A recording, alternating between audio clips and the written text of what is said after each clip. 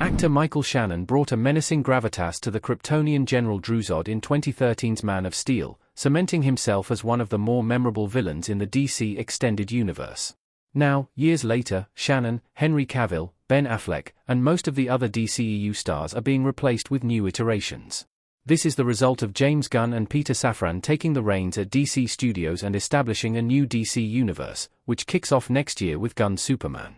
Though he is not slated to appear in that film, Zod's recasting is inevitable as one of the most iconic Superman antagonists. For his part, Shannon isn't particularly upset. In an exclusive interview with Screen Rant, the star unpacked his mindset behind making Man of Steel as well as any advice he may have for the next General Zod.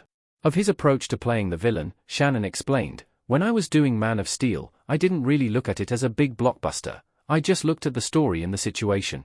However, he stated how the next Zod performer shouldn't emulate his portrayal, as so much of it is connected to the writing.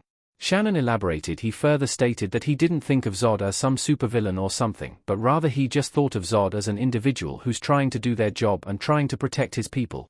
According to Shannon, this is a commonality among his roles. He added, "When I look back, to a certain extent, I played a lot of characters that are just trying to protect their people." Another actor may take a different approach to Zod's motivation. What Michael Shannon's General Zod comments mean. Shannon's advice makes total sense. General Zod is a role that can pass on from actor to actor in a similar manner to Superman, Lois Lane, Batman, and other DC heroes. It's possible to interpret him the way Shannon did, as a survivor protecting his own, or the way Terrence Stamp did, as a cold, power-hungry egoist.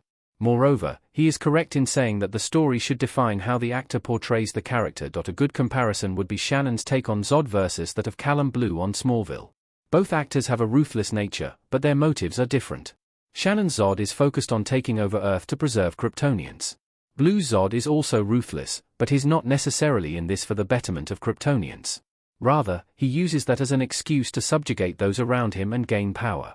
The interpretations may be different, yet they both feel definitively Zod. Our take on Michael Shannon's General Zod comments.